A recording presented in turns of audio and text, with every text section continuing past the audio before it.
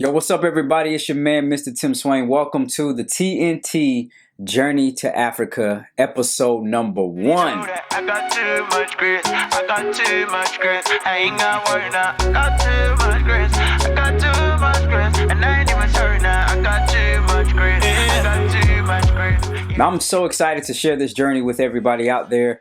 Thank you so much for watching. This is the TNT. If you don't know what that stands for, it's the Tim and Tia. I should have put the TNT and T, but it's the TNT Journey to Africa. The purpose of this is to open up our lives to everyday people like you, to let you see what it's like to start from the bottom and then get there or here or however that old song goes. But seriously, we want to be able to, oftentimes when we see people who have done great things, we hear the success story. But what we don't see is the journey. We see the end, but we don't see what happened right in that beginning, in the middle, to all the way right up until that end. And what we want to do is open our lives to people, to let you see what is it like the day in, the day out, real life struggles of trying to balance marriage, ministry, and money in this process to, not just move to Africa, but to really empower other people with the organization that we have. And so our goal is to be able to also encourage other people out there, because we know a lot of times, especially my millennials, we're at this place where we may have graduated from college or working jobs, but the truth is a lot of us are very, very, very frustrated. And the reason we're frustrated is because we really haven't learned to live on purpose and take courageous steps towards our destiny. And we want to be able to show people what that looks like. It's, the faith walk is not some one-time event, but it's an everyday process where you do a little bit every single day, and then you ultimately get to this place where you look back and you see how far you come. And we just want to show you what it looks like, the day in and day out process of moving to Africa, to packing up stuff, to trying to raise funds and all this other kind of stuff, so that we can educate people about the process, we can empower people to do the same thing, and we can equip people with the resources that they need to be successful. Why are we moving to Africa? Well, because we have an organization called Inidaso 360. Inidaso means hope in tree. And so Inidaso 360, our vision is to revitalize disenfranchised communities. And the way we do that is through economic, education, and social advancement. For the past maybe about 4 years, God has really blessed us to raise, because of people like you now, and everybody watching, and the folks that have been a part of our initiatives, we've been able to raise over $146,000 that directly impact communities of African descent. We've been able to mobilize dozens of leaders to the continent of Africa, and these are people from all over the U.S. from different ethnic backgrounds. They all identify as people of African descent, but you got biracial, multiracial. We even had, some Ghanaians that went back with us. And in addition to that, we also have empowered hundreds of families in Ghana. We've been able to do some microfinance projects, empower hundreds of children through some of our community initiatives there in Cape Coast. And we want to be able to continue to do the same thing. But we're at the place now where in order to continue this great work, we have to build up our organization. We got to hire staff, and we got to train people to do this work. And in addition to that, we have to mobilize a leadership team in Ghana. And that's why we're moving to Africa, is because my wife and I and my child, we're all going to move to Africa as a part of developing a leadership team, because of the partnership that we have with Ghana is so instrumental to the work that we do. We want to be able to be on the ground to build those relationships, establish more initiatives that empower those communities and the communities here. So one part of our organization is going to be here in the U.S. working the domestic side, and my wife and I will be in Ghana working the international side, building relationships and launching a leadership team there. So that's why we're moving to Africa. When are we going to move to Africa? Yami Adam or Yami Boa next year. God willing, next year we'll move to Ghana, and we're looking towards the latter part of the spring. But it's all dependent upon what God does, and the reason it's dependent upon what God does, because we have to raise funds in order to hire staff, not just ourselves, but hire more leadership programmers who can do the work that my wife and I and my colleague and I have done, so that we can do other things. So we're raising funds for the overall organization.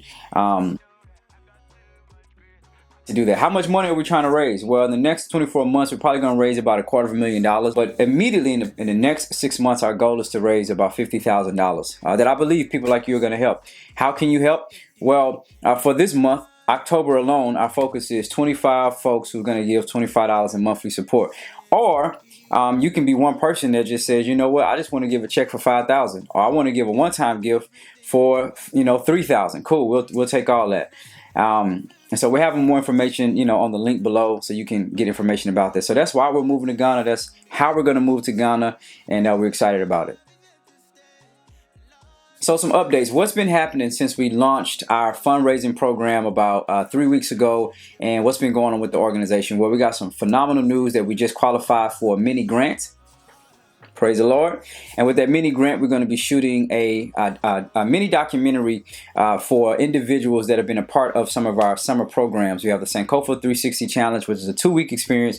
And then we have the Ghana 360 Leadership Challenge, which is it's a 5-week experience. So we're going to have participants just telling their stories. It's going to be a dope video. It's going to be incredible when it comes out, God willing, mid-November. You definitely want to look out for that.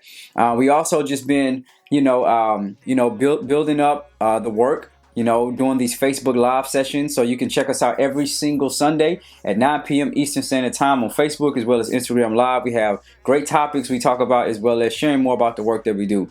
In addition to that, we've just been trying to manage marriage, and a family and ministry.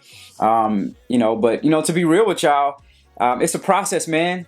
It's a real process, but we're grateful because in the past 3 weeks we've been getting a lot of love, and I've been getting some hateration too about this whole black stuff, which is cool because you're not really moving in any kind of progressive direction until you get some hateration. So I'm really excited that we've been getting some hateration from people, and so thank you so much for the hateration. I really do appreciate it, because the hateration is affirmation that we're moving progressively towards our destination. Come on, somebody, that'll preach right there.